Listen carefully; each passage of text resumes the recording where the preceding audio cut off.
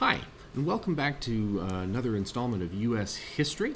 Again, I'm Mr. Rosenleaf, and today we're going to be talking about, I'm calling it Pope, McClellan, and Snatching Defeat from the Jaws of Victory.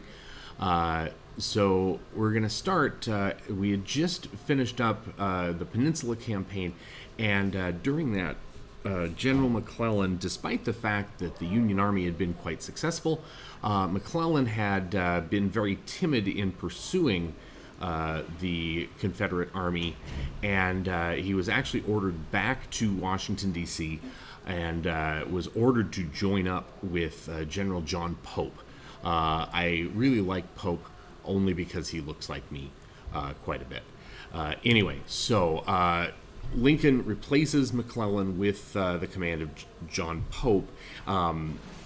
McClellan's still the head of the Army of the Army of the Potomac, but the Army of the Potomac is ordered to join up with Pope's army, and Pope's kind of running the show for this. So Pope is going to try a more direct attack, and this ends up being the Second Battle of Bull Run.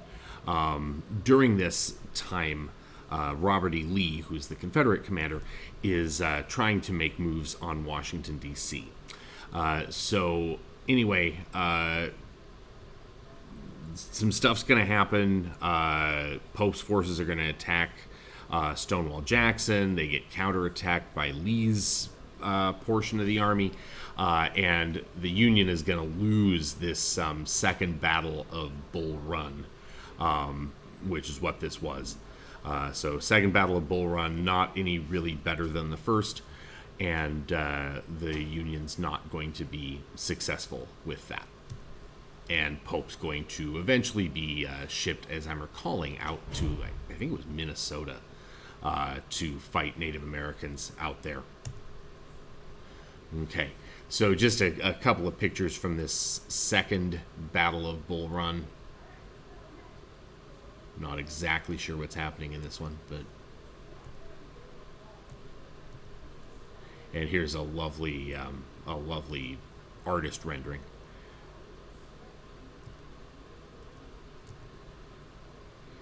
And just another picture of Bull Run Creek, such as it is. Again, this thing looks like a drainage ditch or something. But all right, so the next major engagement on September 17th, 1862 in the east part of the war. Remember, we talked about the west yesterday, and we'll get back there probably next week.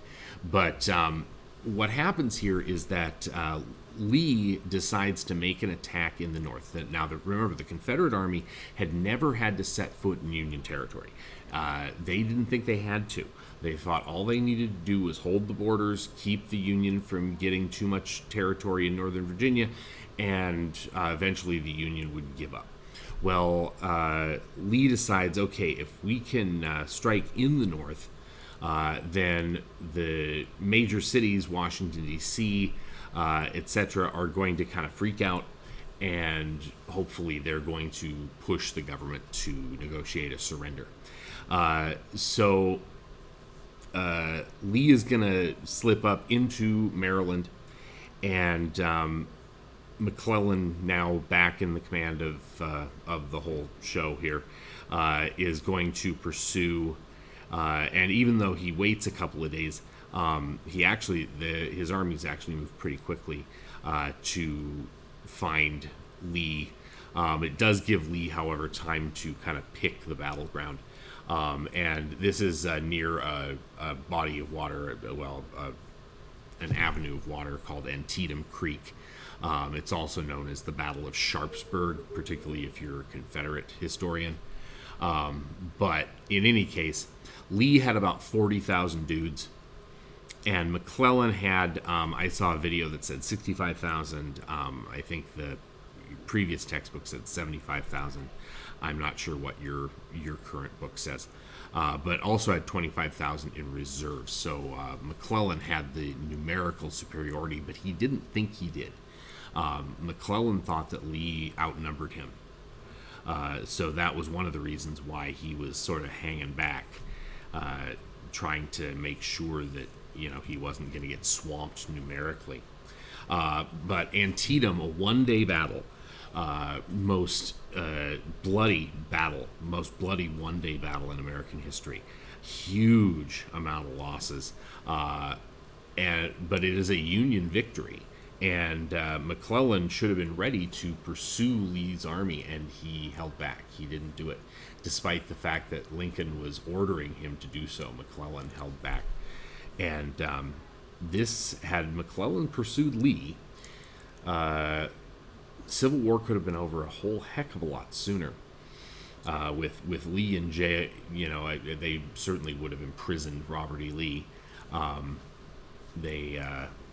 That was the Confederacy's really major commander, sort of the brains of the operation, and this would have been, I think, over a lot sooner. But that didn't happen. So anyway, just some pictures. A lot of these, by the way, dead body pictures. Nothing gory, but certainly just lots of people laying dead. Some of these, like this one, I think is more of a natural shot. These bodies don't look like they were propped up or changed much for a photo.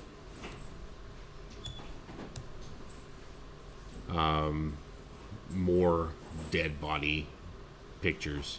Again, you can't really see anything, but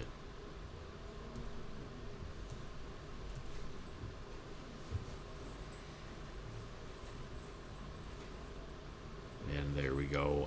These guys were fighting kind of in a trench sort of situation.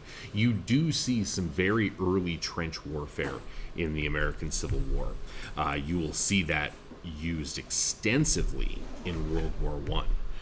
So the American Civil War, you see a lot of things that end up being used in World War One, but one of them is some limited amounts of trench warfare. Come on. And just another, just so many dead at Antietam. It's not even funny. And then these, this has to have been a staged photo. People don't just die in a nice straight line like that. So I think these bodies had to have obviously been moved and placed here. But thankfully you can't really see heads or anything like that. Again, nothing gory, just... This is a picture of Abraham Lincoln, who travels to the Antietam battlefield after the fact. The thing that most students notice when I ask them about this is the two guys standing there with their hands in their jackets. That was a very popular pose for photographs in this time of history, and even before, popularized at first by Napoleon Bonaparte in his early paintings, and then you saw this with a number of people. McClellan was frequently photographed like this. William Tecumseh Sherman in this time period. Lots of people. Jefferson Davis, but not that one. There was a Jefferson C. Davis who was a Union general, and he was photographed like that as well. But Lincoln, to my knowledge, never did that kind of thing. He was sort of iconic all on his own. It's estimated that Lincoln was actually probably the most photographed person in the world while he was president. But so these guys were basically just trying to look cool, standing next to the president, which I think they probably could have foregone that, but whatever.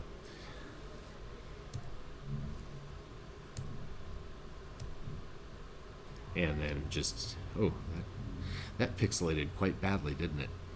But you can still see. All right. So again, Antietam, also known as the Battle of Sharpsburg, bloodiest battle of the Civil War to that time, and it continues to be the deadliest one-day battle in U.S. history, still to this day. 12,000 Union soldiers dead, 14,000 Confederate dead, so 26,000 total. Now, again, you got to think about the difference in population and readily available soldiers for the Union versus the Confederacy. 14,000 dead for the Confederates was about a third of Lee's total army.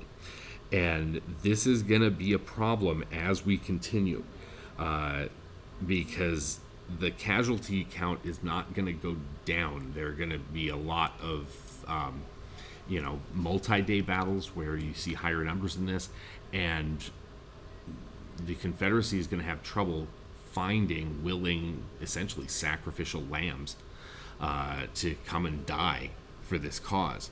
But McClellan, the fact that he hesitated in going after Lee, allows Lee's army to escape back to the south, back to Virginia, and regroup and fight another day, basically.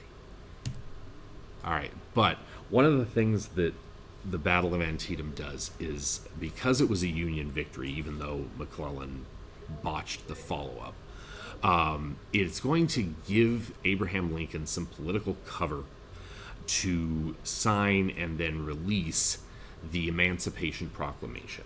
Lincoln had been wanting to do this as a war measure since the beginning of the war, and his cabinet had been very much against it.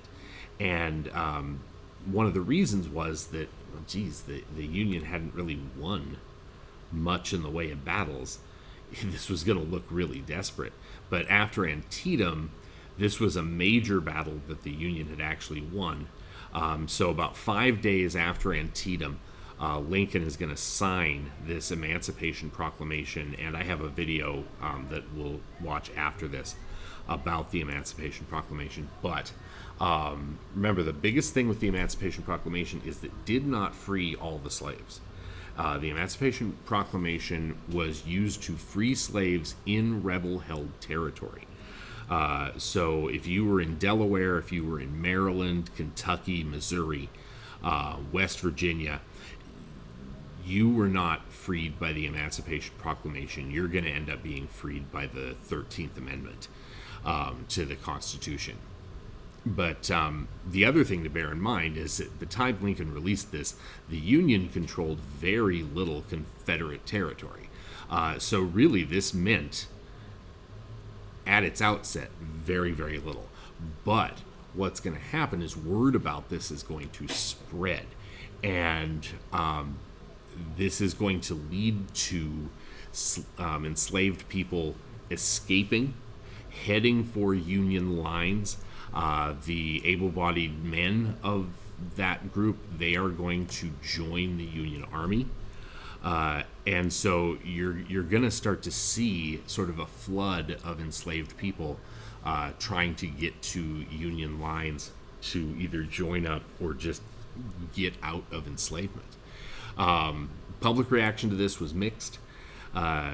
There were certainly those, particularly in the Republican Party, that thought this was great. Those in the Democratic Party thought that this was too soon, that this was going to ultimately, because they really thought this was going to be a negotiated peace and that this was going to hurt negotiations. But the other thing this does is this is going to pretty well end any chance of Great Britain coming in on the side of the Confederacy. The Confederates, the real problem with the Confederacy with Britain was that the Confederacy was a slaveholding country or area. And when this was a war about other things, which was what the Union was saying in the beginning, this was about bringing the Union back together for Lincoln. The British felt okay sort of getting involved a little bit. When this became a war about slavery for the Union as well as the Confederacy, the British really couldn't in good conscience support it because they had ended their slavery system 30 years prior. So they really couldn't get involved at that point. So this was really, really smart by Lincoln. The other thing that was smart was that Lincoln never ever referred to the Confederacy as a separate country. They were always the states in rebellion, the rebels, something like that. Because if Lincoln had ever said, "Oh, the Confederate States of America," blah blah blah blah blah, that would have been a public statement recognizing the Confederate States of America, and at that point, it's no longer a civil war. It's a war between two separate countries, and countries like France, Britain, Spain could have gotten involved at that point. This is the first handwritten page of the Emancipation Proclamation in Lincoln's own handwriting. Lincoln had gorgeous handwriting. You had to back then, really. And then this was something that was released later on, probably after Lincoln's death, I would guess, since it features a very prominent portrait of Lincoln, and the flags draping the way they do. So I would guess this was after Lincoln's assassination, but it's a more ceremonial copy of the Emancipation Proclamation. I'm sure you can probably see the original at the National Archives. I would bet they have it out. So one of the things that this will do is, as I mentioned, enslaved people are going to escape to Union camps, escape to Union lines, and the able-bodied men are going to join up. 180,000 African Americans are going to join the Union Army by 1865. That is a huge number at this time, and African American participation in the armed forces is going to continue after this as well. They're going to join the Army. They're going to join the Navy. In the Navy, blacks and whites are going to serve together. They really couldn't do black ships and white ships. I will say that in the Navy, though, African Americans end up serving primarily in support role capacity. Not as frequently do they get to see much in the way of combat, and certainly not any type of command at this point. In the Army, you had separate regiments, black regiments, white regiments, and the black regiments at this point were under white command. They had white commanders. After the Civil War, you're going to see more African Americans able to actually get promoted in the armed forces. And by the time we get to World War I, you're going to see more of that. And I apologize for the quality of that image. It pixelated out quite badly. But these are African American troops in Union uniforms. Now, there is a myth, we'll say it's a myth, that there were black Confederate troops. The Confederate Army allowed, in the waning days of the war, conscription of slaves, but again, not for combat, but for support. And so you didn't see black Confederate troops. They were not there. Despite the fact that there are some supposed historians now that say, "Oh, there were black Confederate troops." There weren't. There really weren't. Now, African American troops posed an issue for the Union because those regiments actually became bigger targets for Confederate armies. They ended up being captured, and when they were captured, they were supposed to, by law, be put to death, or there were other very extreme punishments. They were not supposed to be being held as POWs, but there were lots of African American POWs. Several of them were held as prisoners, but they were given way worse treatment than the white POWs. A lot of these folks were held at the infamous Andersonville camp in Georgia. Andersonville it started out as a small prison camp. It became a large prison camp, and it's considered to be really the worst Confederate prison camp that was out there. It was basically just overpopulated, and due to its overpopulation, They were not able to keep decent sanitation. Latrines were put next to water sources. They couldn't get enough food for these guys. The next picture, I'm gonna warn you. So the one we're looking at here, this is the Andersonville camp, and you can see it was just kind of a big jumble. And they didn't have very good sanitation with it. The next picture, I'm gonna warn you right now, is very graphic. If you are averse to this sort of thing, I would advise you avert your eyes. But this is just one prisoner from the Andersonville camp. It's a white gentleman, but this picture looks like, somebody that is in Auschwitz or something like that. But no, this was a picture from the Andersonville prison camp during the Civil War. I do not know the story of this guy. I'm assuming he was a Union soldier, but obviously deeply emaciated, deeply mistreated. Lice was rampant in this camp, malnourishment, intestinal issues. It was not good. Okay, so we are going to stop there. Unfortunately, we'll end on a kind of a downer for this, but I do have some videos that you all can kind of follow up with some of these topics in a little more depth. We will continue on next week. We will look at some of the problems that the South was having, some of the problems that the North was having as the war progresses into 3-4 years next week. So, all right. Thank you, folks. See you next week. Looking forward to it.